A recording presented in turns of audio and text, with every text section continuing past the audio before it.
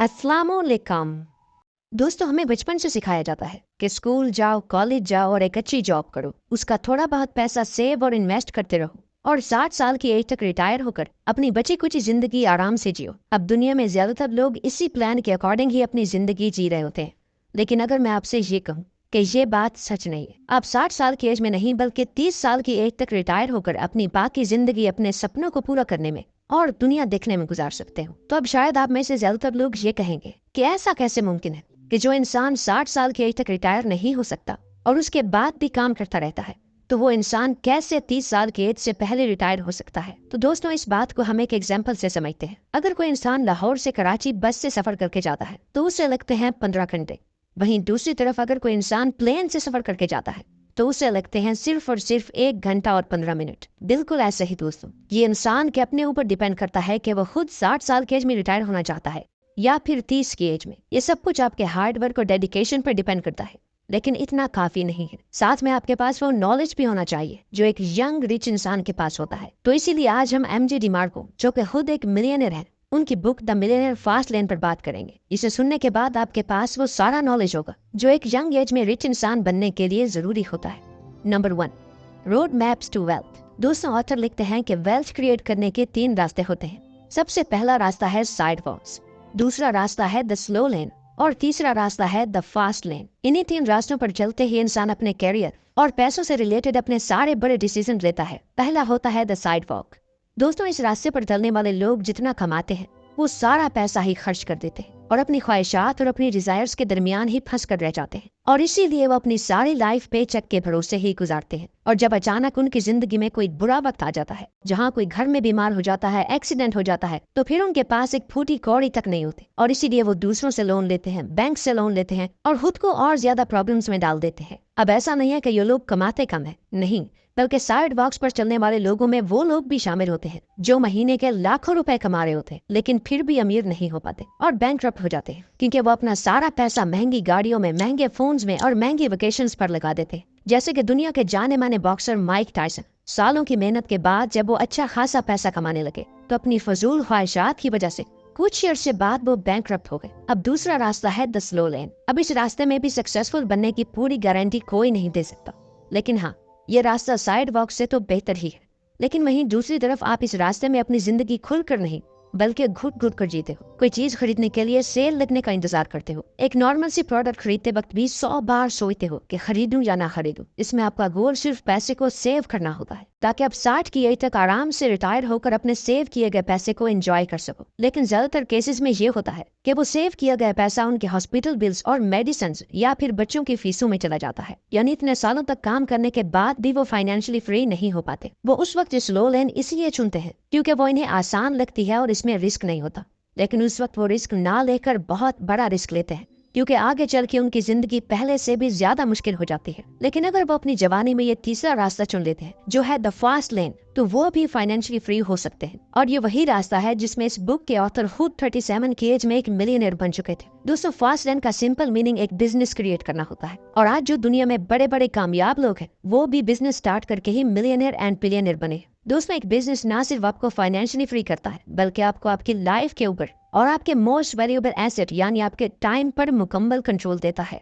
Number 2, getting rich is a process. दोस्तों, दुनिया में हर कोई जल्द से जल्द अमीर होना चाहता है, इसीलिए ज्यादातर लोगों को ये लगता है कि जल्दी अमीर बनना बिल्कुल एक इवेंट की तरह है। जैसे कि उस टाइम में जो भी चीज पॉपुलर होने लगती है तो सब ये सोचने लगते हैं कि वो उस एक चीज से ही जल्दी अमीर बन जाएंगे। जैसे कि आज से 20 साल पहले जिन लोगों ने रियल एस्टेट या फिर टेक्नोलॉजी में अपना पैसा इन्वेस्ट किया था, आज वो बहुत अमीर है।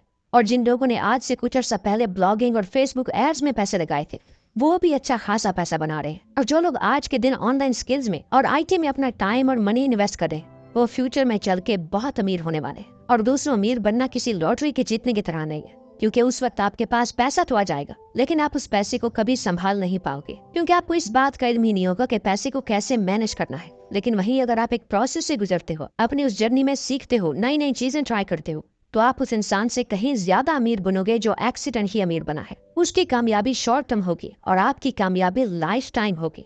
Number 3, the 5 commandments. दोस्तों, अगर आप चाहते हो कि आप एक ऐसा बिजनेस स्टार्ट करो जिससे ना सिर्फ आप रिच बन पाओ बल्कि साथ साथ वेल्थ भी क्रिएट कर पाओ, यानी दौलत जो आपकी नस्लों तक चले, तो आपके बिजनेस में वेल्थ बिल्ड करने का पोटेंशियल भी होना चाहिए। इसलिए डिमार्को ने 5 कमांडमेंट्स बनाए, जिनसे आप ये पता लगा सकते हो कि क्या आपके बिजनेस में वेल्थ जनरेट करने का पोटेंशियल है या नहीं। फर्स्ट कमांडमेंट है द कमांडमेंट ऑफ कंट्रोल। आपको अपने बिजनेस, अपने प्रोडक्ट और उसकी प्राइसिंग पर पूरा कंट्रोल होना चाहिए। अगर आपके पास ये कंट्रोल नहीं है तो आपके बिजनेस का फ्यूचर खतरे में होगा और आगे चल के आपको कई सारी प्रॉब्लम्स का सामना करना होगा। सेकंड कमांडमेंट है द कमांडमेंट ऑफ एंट्री। दोस्तों, जब किसी बिजनेस को रन करना इजी हो जाता है तो आपको कॉपी करके दूसरे लोग भी वो बिजनेस स्टार्ट कर लेते हैं और कंपटीशन बढ़ जाता है। तो आपका बिजनेस ऐसा होना चाहिए कि जिसे हर कोई आसानी से ना कर पाए। फॉर एग्जाम्पल, जब मार्क जकरबर्ग ने फेसबुक बनाई तो उस वक्त दुनिया में इतने ज्यादा कोडर्स और प्रोग्रामर्स नहीं थे कि जो मार्क को कॉपी करके फेसबुक का अल्टरनेट बना सके। आपको भी अपना एक यूनिक बिजनेस स्टार्ट करना होगा, कुछ ऐसा करना होगा जो बाकी लोगों के लिए बहुत मुश्किल हो। Third commandment the commandment of need. दोस्तों, मार्केट में सबसे ज्यादा वही बिजनेस सक्सेसफुल होते हैं जो आम लोगों की नीड्स और जरूरियात को पूरा करते हैं, क्योंकि लोग उन्हीं चीज पर अपना पैसा लगाते हैं जो उनकी लाइफ में वैल्यू ऐड करता है और उनकी जिंदगियों को आसान बनाता है। लोग कभी भी उन चीजों पर पैसा नहीं लगाते जो आपके लिए फायदेमंद हो। हर इंसान अपना फायदा देखता है, इसलिए जब भी आप बिजनेस स्टार्ट करो तो ये बात हमेशा जहन में रखो कि वो लोगों की नीड्स को पूरा करता हो, उनकी प्रॉब्लम सॉल्व करता हो, तभी वो बिजनेस आपको ढेर सारा पैसा कमा कर देगा। Fourth commandment the commandment of time. Author इस बुक में लिखते हैं, to become free we must disconnect our income from our time. ज्यादातर लोगों की इनकम उनके टाइम पर डिपेंड कर रही होती है। वो जितना ज्यादा काम करेंगे उन्हें उतने ज्यादा पैसे मिलेंगे। अगर वो काम नहीं करेंगे तो पैसे भी नहीं मिलेंगे। इस पेचेक टू पेचेक साइकिल में फंसने की वजह से ही लोग वेल्थ क्रिएट नहीं कर पाते, क्योंकि उन्हें अपने बिजनेस को रन करने के लिए हमेशा काम करते रहना पड़ता है। एक अमीर और सक्सेसफुल इंसान बनने के लिए आपको अपनी इनकम के लिए अपने टाइम पर डिपेंडेंट नहीं होना चाहिए। जैसे कि इस बुक के ऑथर एमजे डिमार्को ने अपनी वेबसाइट लॉन्च करने के कुछ सालों बाद ही सारा सिस्टम ऑटोमेट कर दिया था, जिसकी वजह से उनका बिजनेस उनके बिना भी ग्रो कर रहा था। Fifth commandment the commandment of skill. आपको ऐसा बिजनेस आइडिया चूज करना होगा जो फ्यूचर में ग्रो हो सके, क्योंकि आप जितना ज्यादा लोगों तक अपनी रीच पहुंचाओगे उतना ज्यादा आप ग्रो करोगे। फॉर एग्जाम्पल, एक कॉफी शॉप या सैंडविच रेस्टोरेंट का बिजनेस कभी भी आपको इतना ज्यादा प्रॉफिट नहीं देगा, क्योंकि उस बिजनेस में डेली के कस्टमर्स की तादाद बहुत कम होती है। आप एक दिन में अपनी लोकेशन के लिहाज से सिर्फ कुछ ही लोगों को अट्रैक्ट कर सकते हो। वहीं अगर आप इंटरनेट का इस्तेमाल करके कोई बिजनेस शुरू करते हो तो हाँ, आपको वर्ल्ड वाइड कस्टमर्स मिलेंगे और आपके बिजनेस के अंदर ये पोटेंशियल होगा कि आप एक दिन में करोड़ों लोगों तक पहुंच सको। Number 4 affect millions. एक इंसान मिलियनर या बिलियनर तभी बनता है जब वो एक बड़े स्केल पर या बहुत ही बड़े मैग्नीट्यूड पर लोगों की लाइफ को अफेक्ट करता है, करोड़ों लोगों को वैल्यू प्रोवाइड करता है। ऑथर एमजे डिमार्को इसे लॉ ऑफ अफेक्शन कहते हैं, जिसका सिंपल मीनिंग ये है, अफेक्ट मिलियंस टेक मिलियंस। अगर आप मिलियन लोगों तक पहुंच जाओगे तो आप भी मिलियनर बन जाओगे, जिसे ऑथर इसे अपनी प्रॉफिट इक्वेशन से समझाते हैं। Net profit is equal to unit sold यानी scale multiply by unit profit यानी कि मैग्नीट्यूड। स्केल का मतलब है एक टाइम में कई सारे लोगों तक पहुंचकर उन्हें अपनी सर्विस या प्रोडक्ट देना। फॉर एग्जाम्पल, अगर आप एक पेन के प्रोडक्ट को 10 मिलियन लोगों तक पहुंचाओगे और हर एक पेन से 5 रुपए प्रॉफिट कमाओ तो आपके पास टोटल 50 मिलियन होंगे, यानी कि 5 करोड़। मैग्नीट्यूड का मतलब लोगों को बहुत ही स्ट्रांगली अफेक्ट करना होता है। उन्हें इतनी ज्यादा वैल्यू प्रोवाइड करनी है कि वो उस प्रोडक्ट के लिए उतना ज्यादा पे भी करें। फॉर एग्जाम्पल, अगर एक एंटरप्रेन्योर की प्रोडक्ट है 2500 की और उस एंटरप्रेन्योर की रीच है 5 लाख लोगों तक, और अगर उन 5 लाख लोगों में से सिर्फ 50,000 लोग भी उस प्रोडक्ट को खरीद लेते हैं, तब भी वो एक मिलियनर है। अपना बिजनेस ग्रो करने के लिए आपको अपना स्केल या मैग्नीट्यूड, इन दोनों में से किसी एक को बढ़ाना होगा। ऑथर एमजे डिमार्को खुद जब अपना बिजनेस ग्रो कर रहे थे तो उनका फोकस भी यही था कि वो कैसे अपना स्केल बढ़ाकर ज्यादा लोगों तक अपनी प्रोडक्ट बेचकर ज्यादा प्रॉफिट अर्न कर सकते हैं। तो दोस्तों, अगर ये वीडियो आपको अच्छी लगी तो वीडियो को लाइक और शेयर जरूर करना। मिलते हैं नेक्स्ट वीडियो में।